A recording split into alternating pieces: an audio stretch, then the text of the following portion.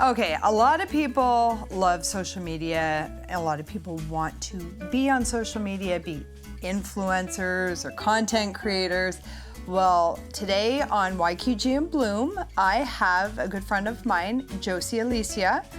And hi, how you doing? Hi, I'm so good. Awesome. And my name's Tracy Martins, if you haven't watched my program yet.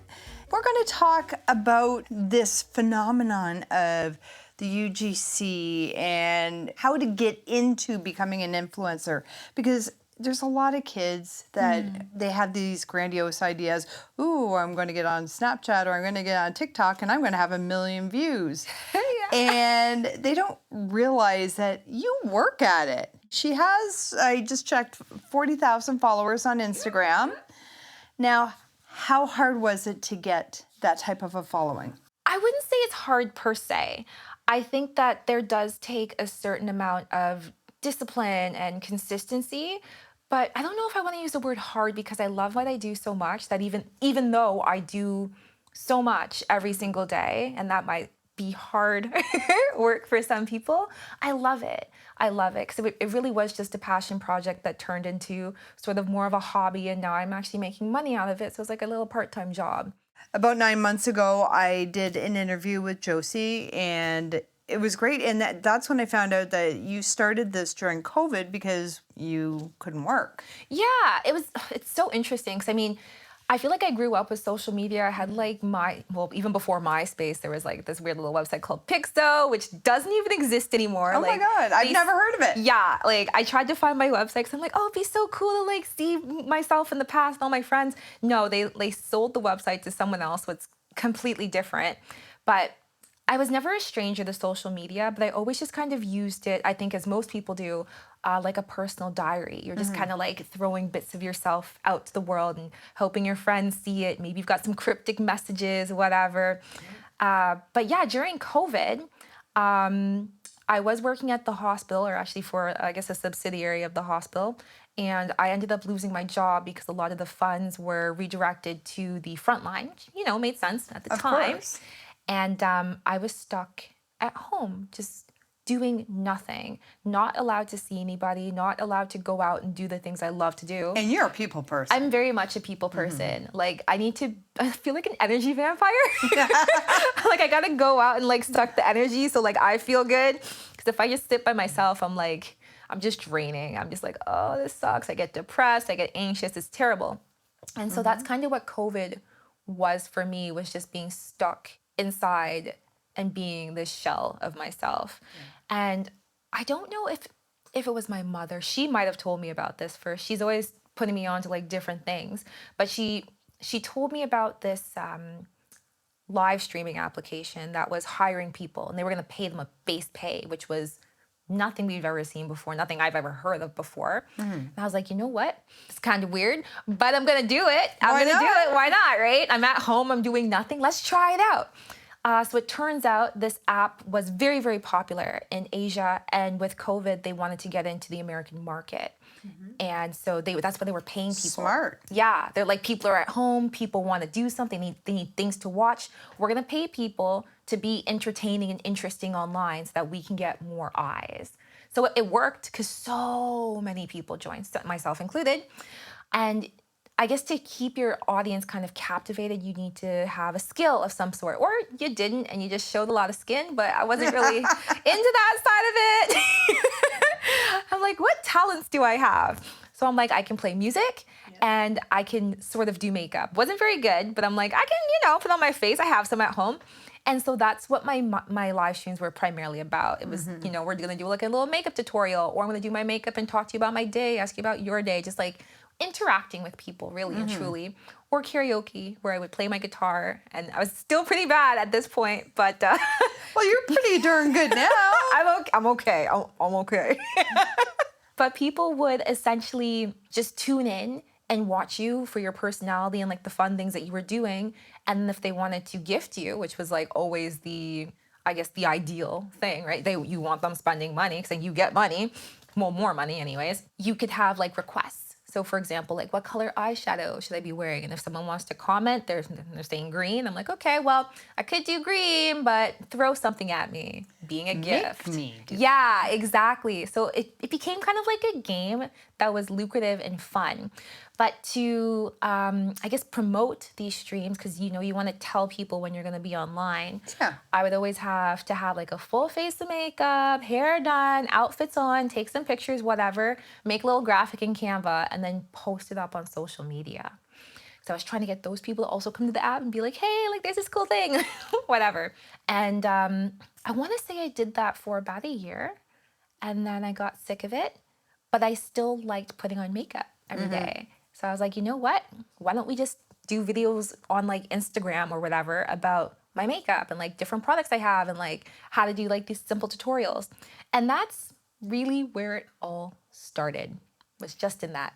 How often are you posting makeup tutorials? Because I know you have so many different interests and... That is a fair question. I do not do makeup tutorials on the daily anymore. I used to do makeup every single day. And then it started to go to about every third day. And I had like a little pattern going on in my feed where like I'd have a close-up of my eyes. It was always like intricate makeup. It took so long. And eventually I was like, I don't want to spend like 4 hours doing my makeup. Like I do want to like spend some time with my family. I do want to like go out and do things. And I think that's kind of why I tapered off of the intricate kind of makeup and go out more into fashion, because I mean, dressing up is fun. It's a lot faster. Or like doing unboxings. Again, I'm just showcasing things, or like product reviews, that sort of thing. And then I realized, why can't I just encompass all things beauty, right? So I know beauty, generally, when you refer to the term, it's like makeup, skincare. But I'm like, there's so many other ways you can beautify your life by like dressing up your body. Maybe it has to do with wellness, because now you're feeling beautiful on the inside, or like your hair. I really tried to like expand that term, because I'm like, I want to do all these different things. And honestly, she really does. You do your makeup and you do the clothing. And then you tried that. It wasn't Ozempic. What was that? Oh, yes. Okay. It's a peptide that's very similar to Ozempic. So Ozempic is the biggest one. It's the one that everybody knows, and it works on, I believe, one receptor. I'm not a doctor. Don't quote me. Tirzepatide, which is what I was trying for a month there through kind of promotion, that kind of thing. It works on 2 different receptors. There's now an even newer one. I want to say it's called retroglutide. It's something weird, starts with an R, works on 3 different receptors. So each one that they're coming out with is supposed to be more effective than the last and have less side effects, essentially. I mean, everyone's heard about Ozempic by now, right? Like, everyone's on, all the celebrities are just like super skinny now. We're like, oh my God, let's go crazy. And they're like, oh, it's Ozempic. And us everyday people, to actually obtain something like that is very expensive, or you have to have, certain health conditions, a certain BMI, different comorbidities, whatever it is. It worked on you. Yeah, it was an interesting one, because I did a little research on it beforehand, because I had the option to either request Ozempic or this new one, tirzepatide. And I read like a bunch of things, and people were saying, you kind of get nauseous on both, but like I got like really sick on Ozempic, or like it really sped up my heart rate, like things like that. And I was like, oh, okay, weird. I'm gonna try the other one. I like my heart. Exactly. And so with this one, it is a weekly injection. So like that was kind of scary, because like I don't do You're kind of stuck for the whole week. Yeah, and it's like, I hope it works. That works well. Kind of scary, but they're very small, like insulin-style syringes, so it's not painful or anything like that. It's just more daunting, because like most people are injecting things into their bodies. But it's a weekly injection. You start out at the lowest dose, and for me, the first day, I want to say, I was a bit sick. So like immediately after taking the shot, I didn't feel hungry, which was new. And I didn't have any sort of like what they call food noise. So it's when you're like thinking about food, ruminating about food. What should I eat? Should I eat this? Maybe I shouldn't eat that. Oh, but that would taste really good. I kind of want it. Like those sorts of feelings, just gone. It was just radio silence. And I was like, this is weird.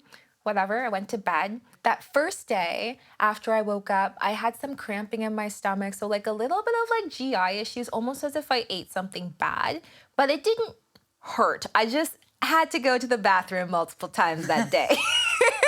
It was cleaning out your system. It was cleaning it. I'm like, where is this all coming from? Like 20 pounds and just waste. No.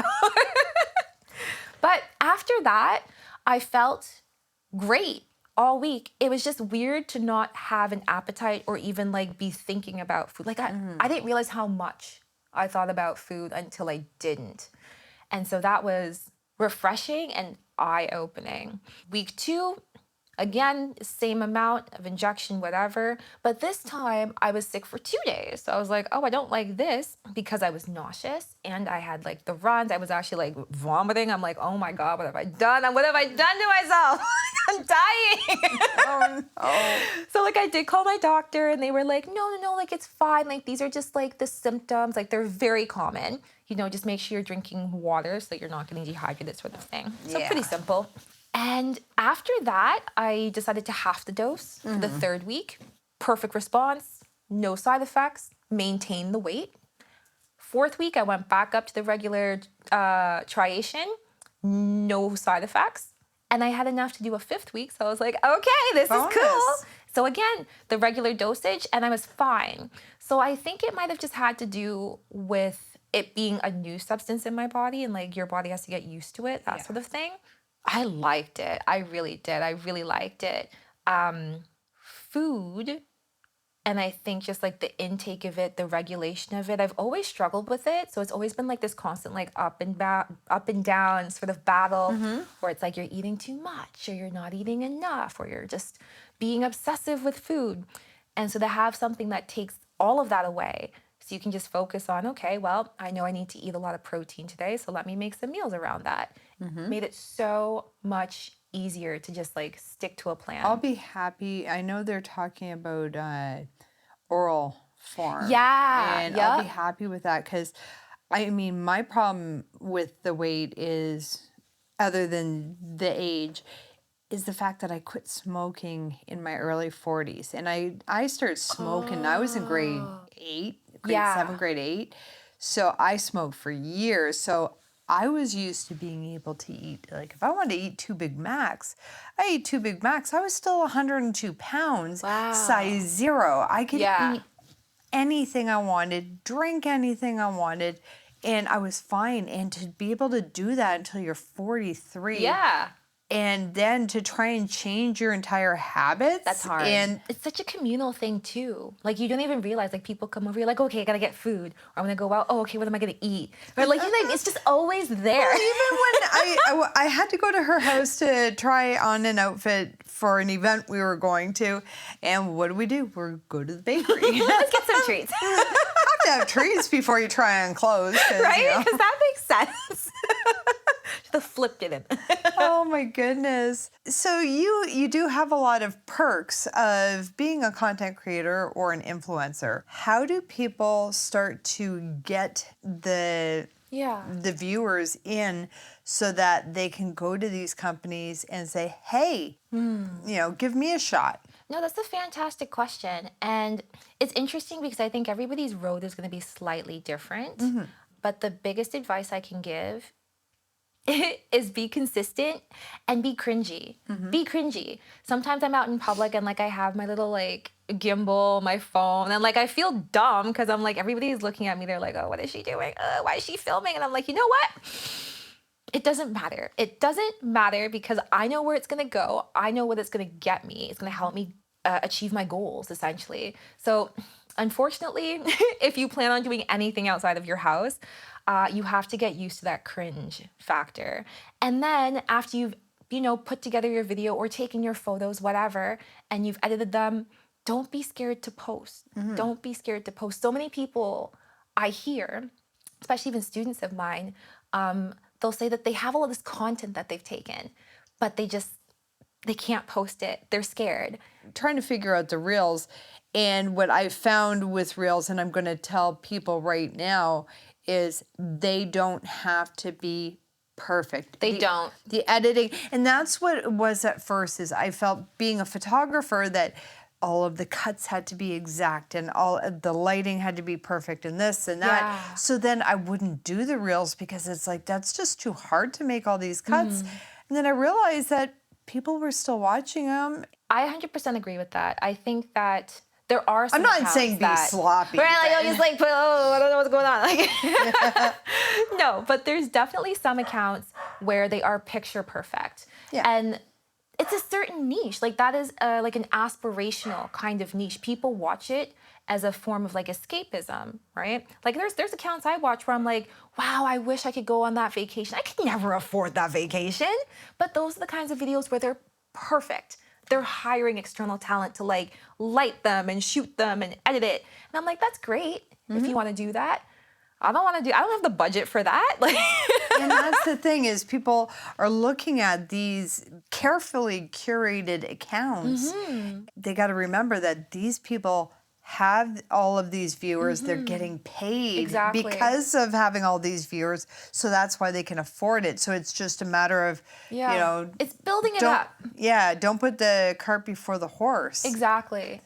So- Like I look back at some of my, I post so much, but when I really go back to like the beginning of my feed, it's not great. Like it's not that good, but like I was out there thinking, like you have to kind of be a little bit delusional too to really make it in this industry. You gotta take yourself with a grain of salt and think you're perfect. Yeah. I'm like, these videos are amazing. They're so good. My makeup looks awesome. And now I look at it and I'm like, whoa. Like I put that out there for like people to see. Like, okay. Okay, but then, whoa, they liked it. They did, right? Like, and it's a part of growth. I think people liked seeing someone like relatable. Like I'm not a makeup artist. Like I don't know how to do like all the intricate things. Like even matching foundation to my skin, I still struggle with it. I'm like, what's my undertone? I don't know. But how would somebody get into, say, getting the freebies? Ooh, so the freebies. Because you get a ton of them. I do. Even with this postal strike, which might be still going on, I'm not sure. Oh yeah, it still is as of today. Oh, wild. I've been getting packages to my door like every other day because there's so many companies that will ship like DHL, Purelator, FedEx, UPS, USPS, whatever. So I don't necessarily have to like wait on Canada Post for all those goodies. There are some that are stuck in transit that like I'm a little bit salty about. Because those are the good ones. Yeah, I'm like, whatever. As long as it's before Christmas, I'll be, happy. I'll be happy. But what I would say is if you are trying to get free things, free items, maybe invitations, what have you, you want to figure out the niche that you're in. So for me, when I first started, I was really interested in makeup. And I was like, I would love to have more makeup, but I don't have a lot of money to buy all these things I'm seeing the creators use online. So I think I bought one palette to start that had a bunch of different colors. And I just started creating with that, with the intention that I wanted more. I wanted more, but for free because I couldn't afford it. So if you want to get into beauty, just use what you have at home and create a bunch of content with it. Once you have content up that you can refer back to or point people to, you now have your social proof of what you can do potentially. Right? And you obviously tag Yeah. the makeup. You can take the makeup, especially if it's that brand that you want to work with. I'm trying to remember who. I had Juvia's Place. It was Juvia's Place. I was really interested in them because I think at the time, I didn't realize this at the time, but they obviously had a campaign going on and they'd given a bunch of makeup to people. So it was being heavily promoted online. If you see a lot of people using the same thing, it's because they got it for free for a promotion. It's not because everybody has it. I didn't know that. So I'm like, okay, this must be the best company ever. I'm gonna buy it. Bought their palette, started to take them, and everything else I was using. I'm like, okay, well, I have a Morphe brush. Let me take them. And my shirt's from this company, so let me take them. Just taking these brands because it helps you to get on their radar, so to say. And it gets you used to, I think, speaking to a brand rather than just putting things out into the ether. What about hashtags? Hashtags. Hashtags can be very useful, I find, for connecting with people who are interested in what you are doing. So I was using a lot of beauty hashtags because I was hoping that people who were interested in beauty and were already kind of searching these hashtags or using those hashtags would be able to then see my content more easily. Some brands will have hashtags specific to their communities. ColourPop, for example, another makeup company, theirs is like ColourPop Me. So if you use that hashtag on your post, they go through that hashtag and they will like look at different people's posts. And if you happen to stand out, they might even contact you for like PR or to get onto like their crew, things of that nature. So they're super helpful.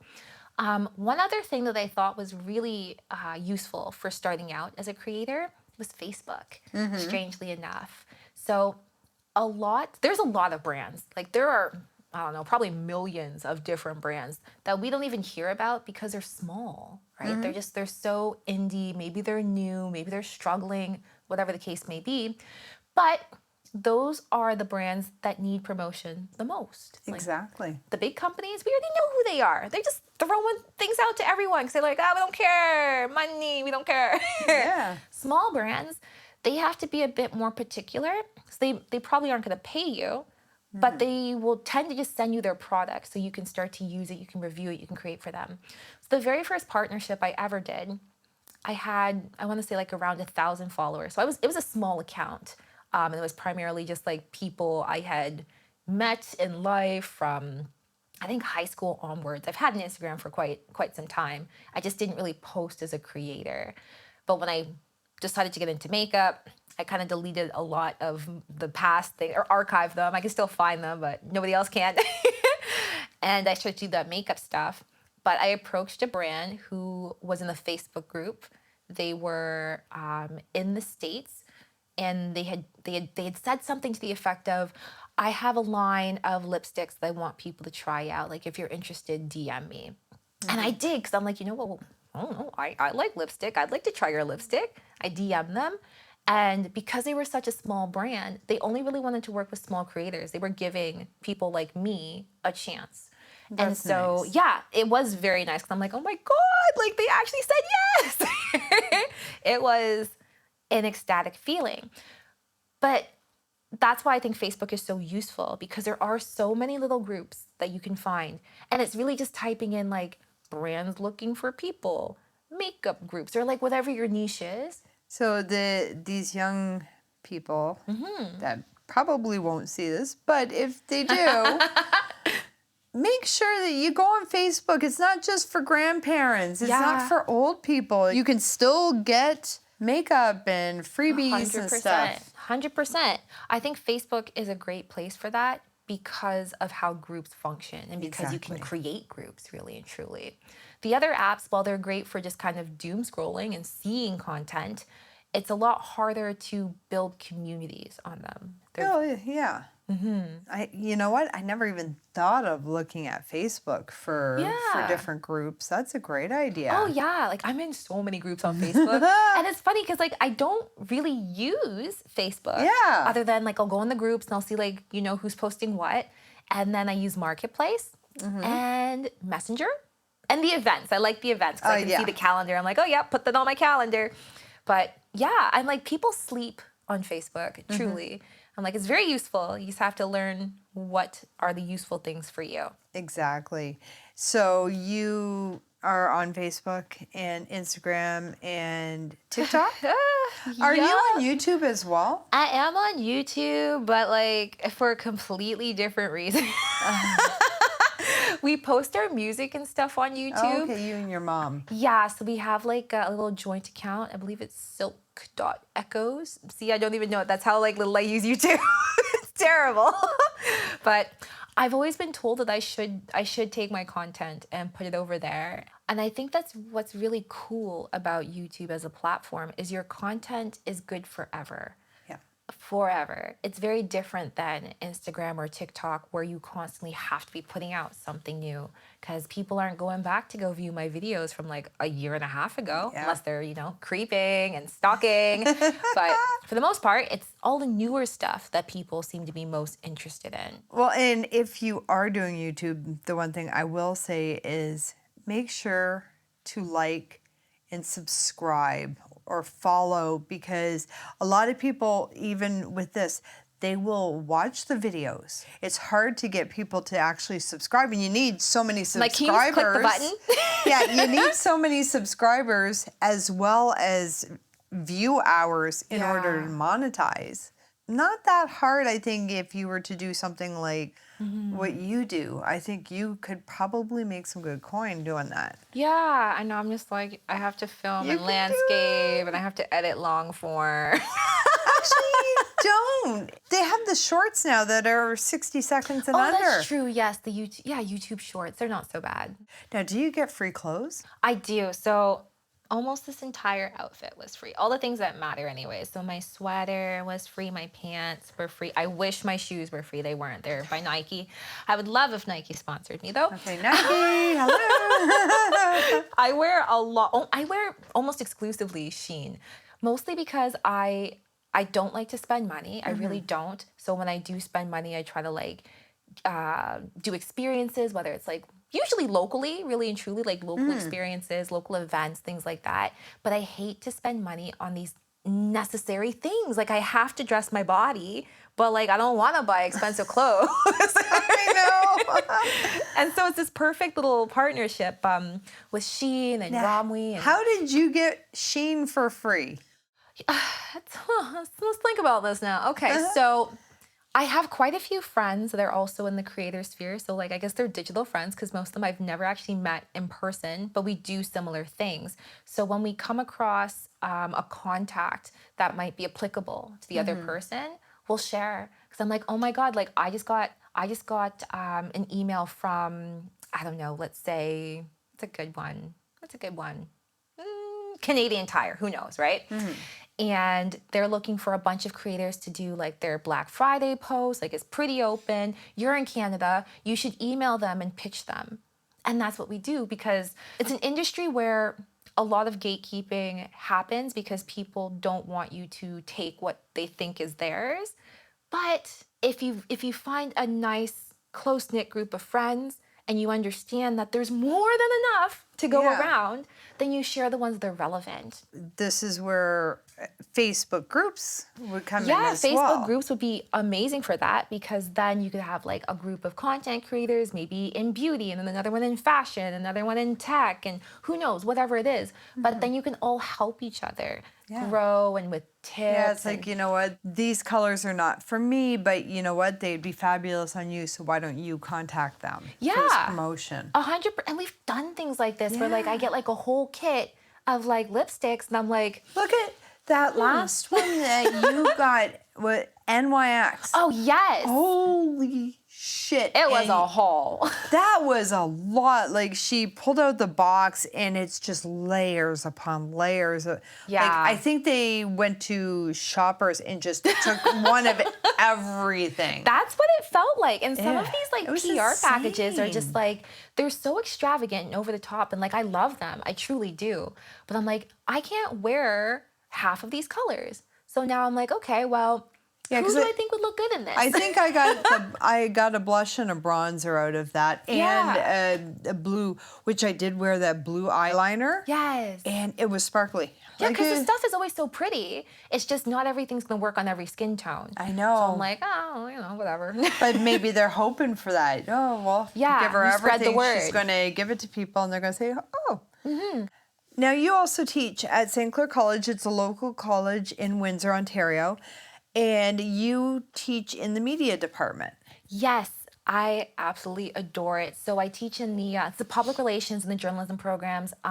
They have a very heavy social media component because it's just such a necessary skill for those, I guess, disciplines nowadays.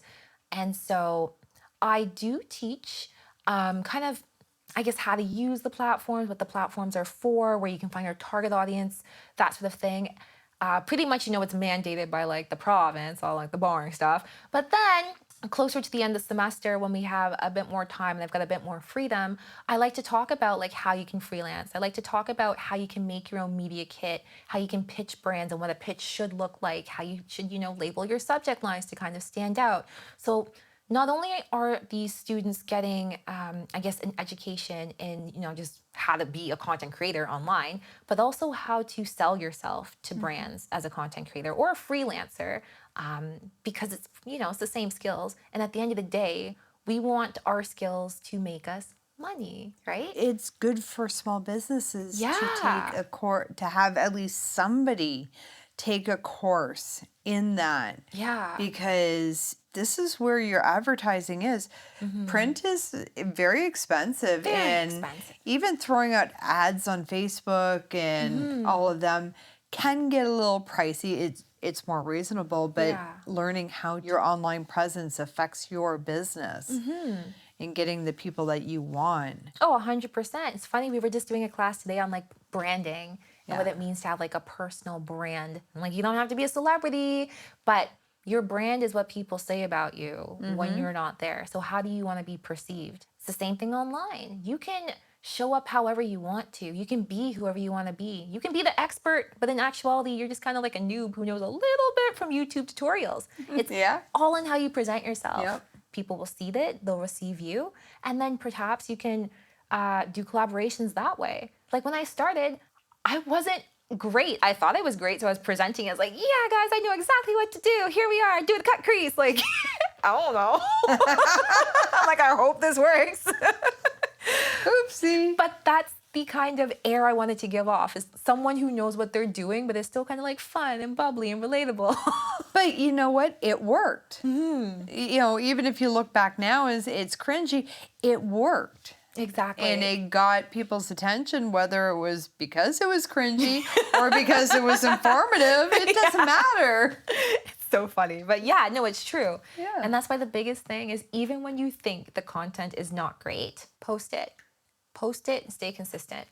Do you think, this is probably going to be my last question, that your Instagram page has to be this carefully curated, like, you know how some people, businesses will do it, and all of the pictures, they all kind of blend in together. Yeah. Do you need to do that, or can you just post and it just be you?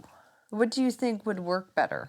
I think that nowadays, the overall layout of your grid, I don't think it matters as much. I don't. I think that what you want is for your work to be easily distinguishable from someone else's work.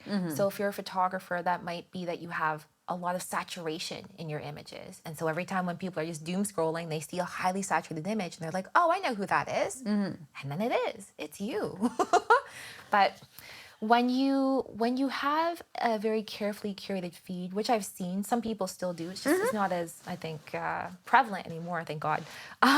It's hard to upkeep. It's hard to upkeep. Like, there are some people who like it, you know, like maybe the aspirational people, the escapism sort of people, like they like that very polished look. But I think that's becoming a smaller and smaller subset of the online community. People like real people. They like real stories. They want to feel like you're almost like an internet best friend who they know, but they also don't really know. Yeah. So it's basically just go out there, shoot it. Just be yourself and do something that you like, something that you love, whether you're funny, whether you're serious, but be yourself, and that'll bring in the people. Get back on Facebook. Get back on Facebook. Find the groups. If you're looking for freebies and you want to curate into a certain niche, that would probably be the best way to get where you want to go. Yeah, it's a great way to get started. You got to start somewhere. Yeah. Start small. You'll grow. Yeah, she has. I'm slowly getting there. But Josie, thank you so much for taking the time to hang out with me and, you know, give us a little insight into how to up our game. Anytime. Thanks for having me. Well, you have a great day, everybody. And my name is Tracy Martins, and this is YKG and Bloom Podcast. See ya.